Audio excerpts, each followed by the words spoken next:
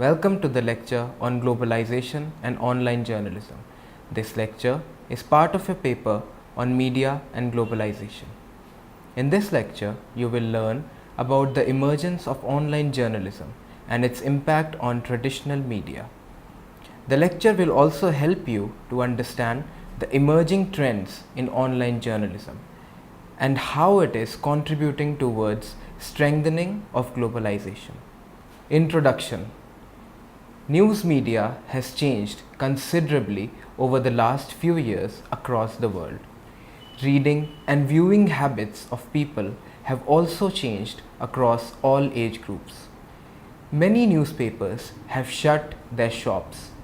TV newsrooms have witnessed firings as never before. Amidst all this, online journalism is growing at a very fast pace.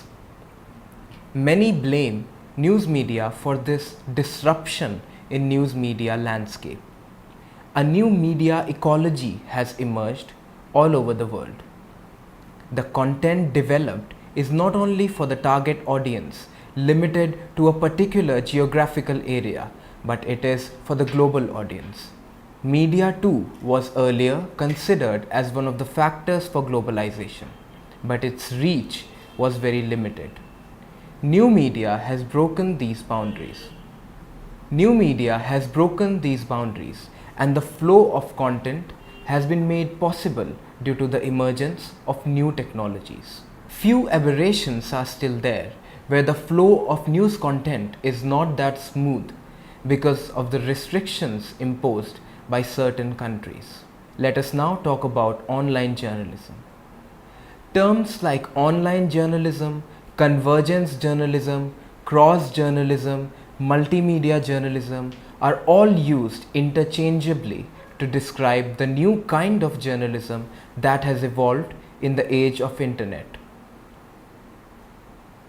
What makes online journalism different from traditional journalism is the technology.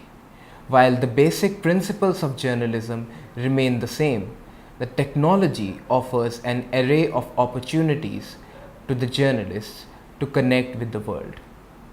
Online journalism, a historical perspective. In India, The Hindu was the first newspaper to start its own website in 1995. Most of the newspapers thereafter built their own websites to connect with the people who had access to the internet.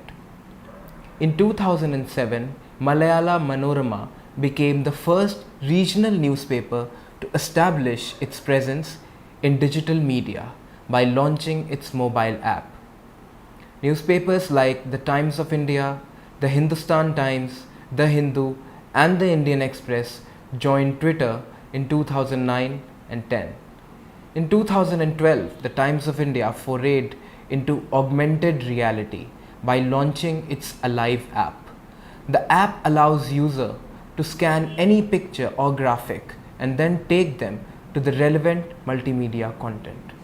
In 2013, mobile media apps became very popular. One app that emerged as a leader was called InShorts. The app was an instant success and was based on the premise that people would like to consume messages quickly. Hence, the news is constructed in such a way that it delivers the entire story in a few words. To make their content easily accessible through search engines, many media outlets forayed into search engine optimization or SEO and digital marketing. Social media marketing became as important as the content. Media houses trained their staff or hired digital marketing agencies just to be there on the first search engine result page and to get more clicks and more traffic. In 2016, lots of experiments were done in the ways news is being told. A number of digital tools were explored that allowed development of stories in different ways.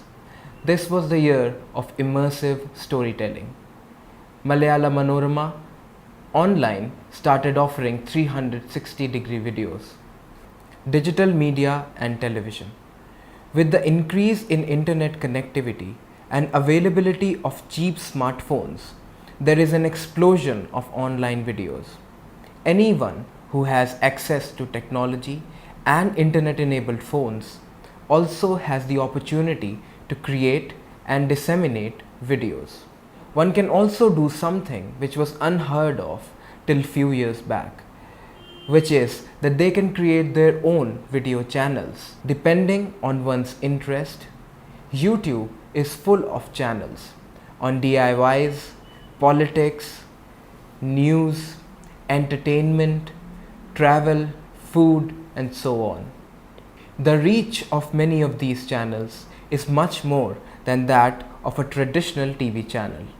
The last few years witnessed massive growth in the number of videos created and uploaded. In addition to internet connectivity and cheap smartphones, this was made possible by new digital tools that allow creating and editing videos on the go. Most of the social networking websites like Facebook, Snapchat, and Twitter integrated these tools so that anyone can create and disseminate these videos for the 42% of the world's population that is connected with the internet. Some of the emerging trends that we are witnessing nowadays are immersive storytelling or 360-degree videos, video selfies, and so on. The Quint, an online news platform, roped in a senior journalist to cover 2017 state elections in Uttar Pradesh for new media journalism, where she used video selfies and Facebook Live among other tools to extensively cover the elections.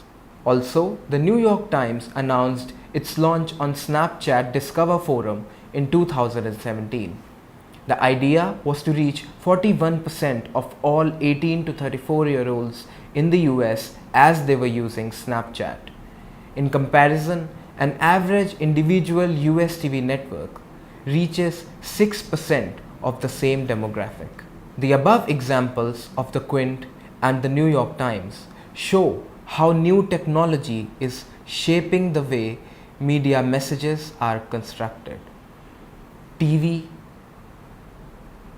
no longer has the monopoly over videos, as even online newspapers host videos on their portal, digital media and radio. Keeping in view the increase in internet penetration and growth of smartphone segments in India, traditional broadcast radio channels have taken their stations online, and there are companies that run internet-based radio service. Let us now move on to see some characteristics of online journalism. In the last decade, there has been a massive growth in the popularity of online journalism world over. In fact, online journalism is seen as a threat to the legacy media. Wherever there is a decline in newspapers' readership, online journalism has been quoted as one of the major reasons. In order to understand the reasons behind the success of online journalism, let us move on to look at some of the characteristics that make digital media a very popular platform.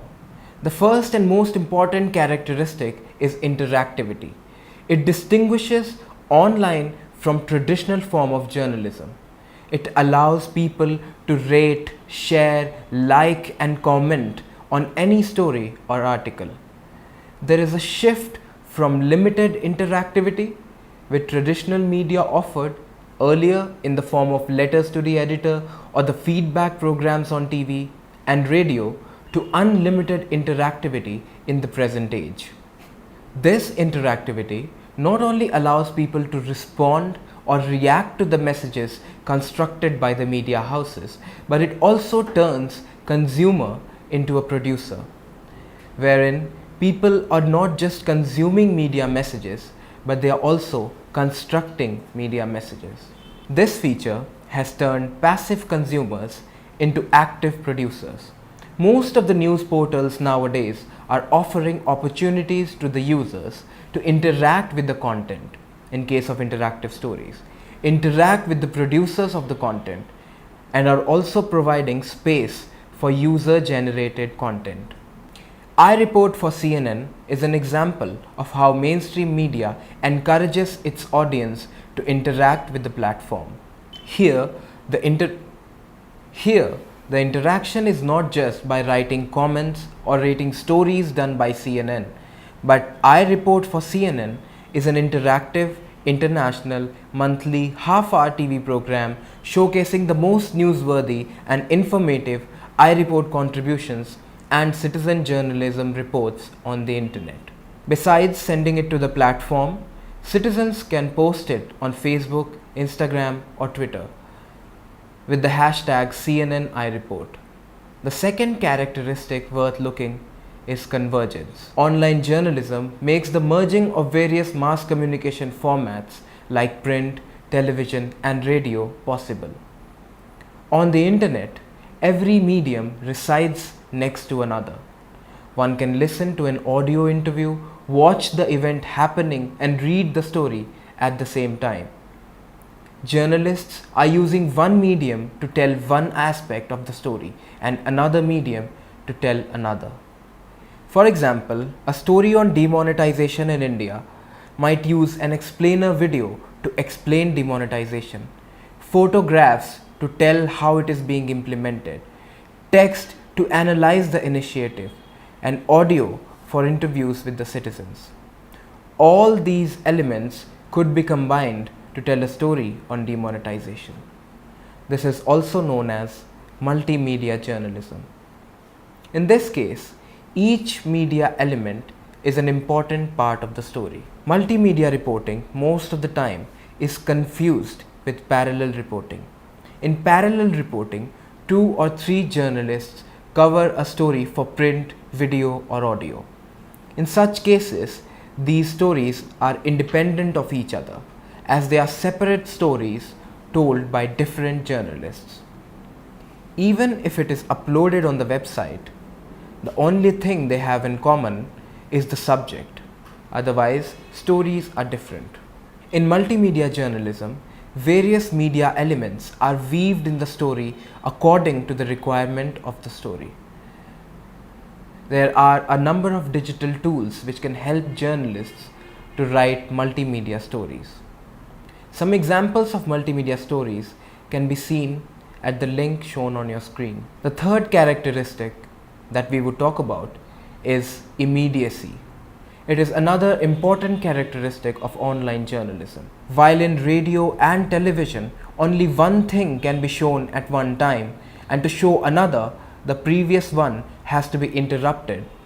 On websites, one can have multiple stories, and the same can be updated as events happen.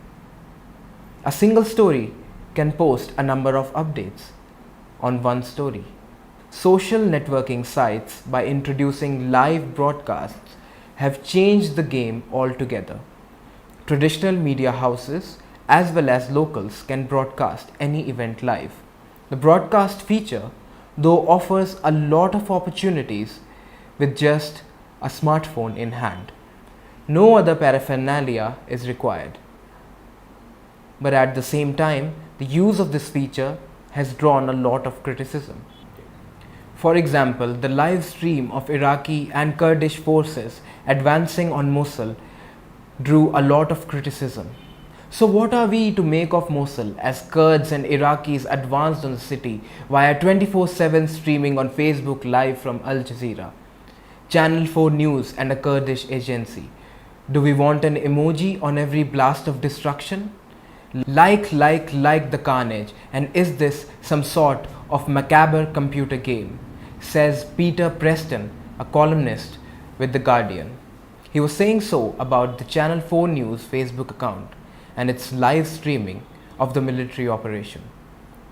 Another new trend, along with live broadcast, is the feature of 360 videos by live broadcast apps like Periscope. So it is not just short live, but with 360 video on Periscope, one can experience moments with the broadcaster and take a look around. It's one step closer to actually being there. The fourth characteristic that we would talk about is archiving. Another characteristic that differentiates online journalism with the traditional form of journalism is its inherent capacity to archive news stories, videos, audios, and infographics.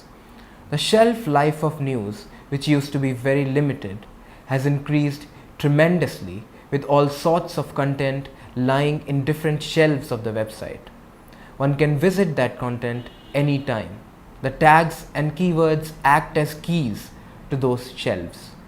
For example, an article on demonetization can be accessed by typing a search query in the search box. If the article is given a tag like demonetization, Indian economy, etc., it will be easy to retrieve that article from the repository full of millions of articles. So it is important to have well archived websites, but at the same time, it should be well searchable. Archiving can also help writers to provide important context to what they are presently writing and can be an excellent resource for research. For readers, it provides opportunity for non-linear consumption of content. They can create their own stories by reading different pieces written by different writers and at different times. The fifth characteristic worth looking is linkages. Archiving and information available on the web makes linkages possible. It is easy to link articles to something which was written earlier or with the article on the same subject written by someone else.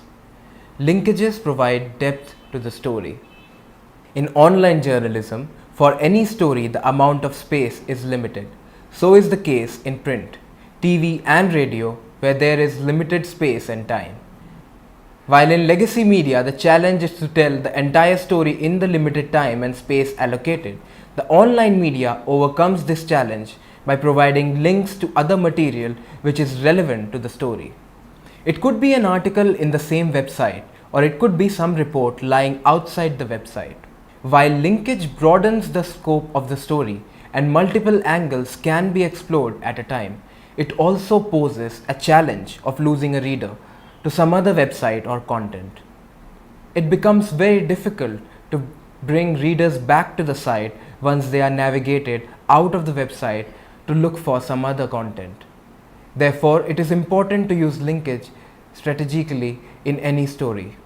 Globalization and online journalism. 42% of the population of the world is connected with the internet. This means more interconnectedness and more exchange amongst people from different countries. It has a great impact on culture, politics, and economy. Internet has also changed the way journalism is done. There is a shift from dominance of few media conglomerates to the user-generated content. Anyone who is connected with the internet can be a producer of media messages. Access to a good quality phone coupled with the internet can turn anyone into a producer.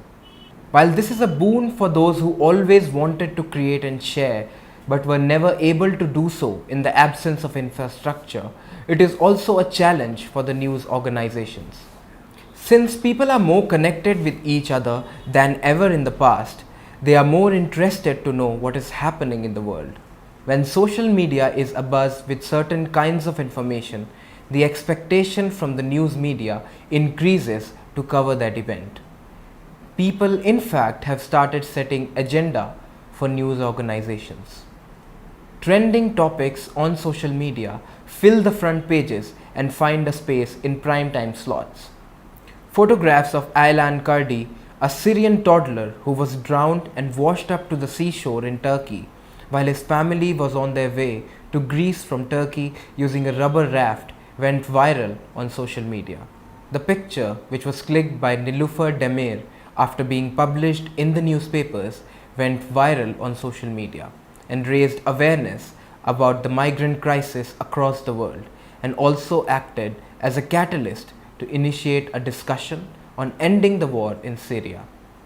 Online journalism has no boundaries, and it is through the content that appeals to the international audience that a global discourse on pressing issues like environment, education, etc. is being initiated.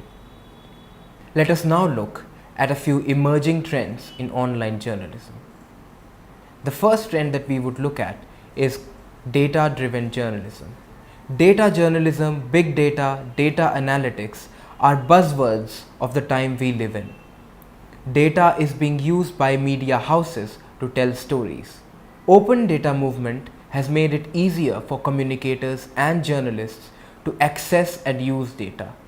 Many countries are releasing their data as open data so that it can be used by the public for various purposes. In India, www.data.gov.in website hosts data from all the ministries and departments. The website data.gov.in is the result of the National Data Sharing and Accessibility Policy (NDSAP), which was notified by the Government of India in March 2012 to promote a culture of data sharing and data utility for a larger socio-economic goal. Adhering to the norms laid out by this policy, the National Informatics Center (NIC) has set up Open Government Data or OGD Platform India, which is a state-of-the-art dynamic data sharing platform espousing the principles of open government data. The portal has many rich features to support this policy, which are as follows: search and discovery mechanism for instant access to various data sets of importance, community engagement around published data sets for innovative applications on open data with an ability to provide customized citizen services. Tools, apps and visualizations so developed by using this platform have played a pivotal role in increasing the level of transparency and citizens' participation in the governance process.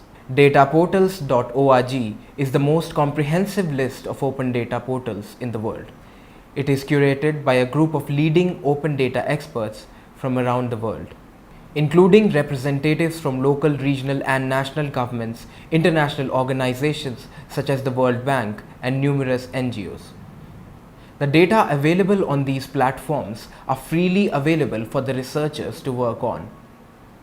According to David Anderton, a freelance journalist, data journalism is bridging the gap between statisticians and wordsmiths. Data journalism is about using sheer scale and range of digital information to tell compelling stories. The focus in data journalism is not on what happened, but it is on what a particular development means. There are a number of digital tools which are available to work on database stories. Some of the tools are as follows: Google Fusion Table, Lucid Chart, Silk Infogram, PictoChart, Tableau and Carto. The second one is digital stories. Digital stories are a new way of storytelling. It means telling stories by using computer-based tools. They are also known as digital documentaries, computer-based narratives, digital essays, electronic memoirs, and interactive storytelling. They all revolve around the idea of combining the art of telling stories with a variety of multimedia, including graphics, audio, video, and web publishing. The durations of digital stories are shorter, that is from 2 to 5 minutes. Some of the tools which are used to tell digital stories are Powtoon, Movely, vVideo. Third is mapping in journalism. Where is an important element of the 5 W's and 1 H in journalism. It not only describes the place where an event took place, but can tell a great deal about the story. The geography, culture, politics and economics has to do a lot with any event occurring at a particular place. So if it is a news about Nepal earthquake, the geographical features of that place become important. And if it is news related to Arab Spring, the political environment of those countries in the Middle East becomes important. A few years back, the name of the place in the story was enough, or 1 or 2 shots of the location were adequate. Today, we are at a time when digital savvy readers prefer to have immersive experience. How about feeling the place, exploring more than what one shot offers, navigating from one place to another or visiting different locations to find out more information? Won't it be interesting and enriching to be a part of the scene and experience the fun, excitement, horror and pain accompanied with the story?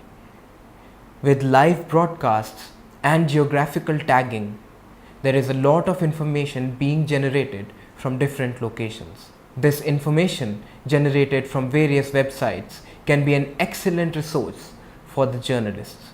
Putting the information together and converting into a story can be a challenging task. Mapping can be a powerful storytelling tool, which journalists can use to take their audience on a journey following a narrative storyline, or to illustrate and make sense of fast-moving breaking news events. Mapping places and live broadcasts are emerging trends, and to add to this is the latest feature of 360 video by live broadcast apps like Periscope.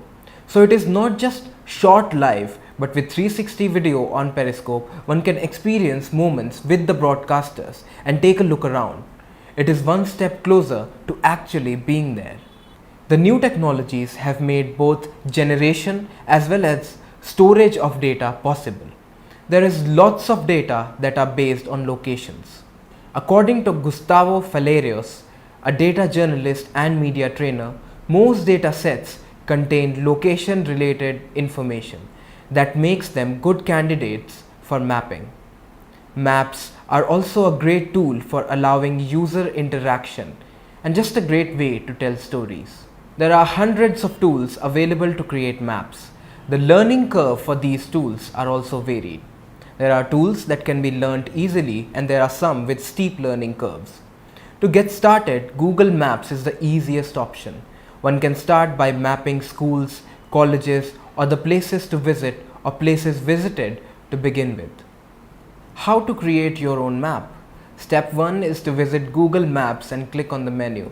Step 2, in menu click your places, and step 3 is to create maps. To know more on how to create maps, watch Mapping for Journalism by going on the link shown on your screen. Other tools for mapping are Google Fusion Table, Story Map, Carto, and Infogram.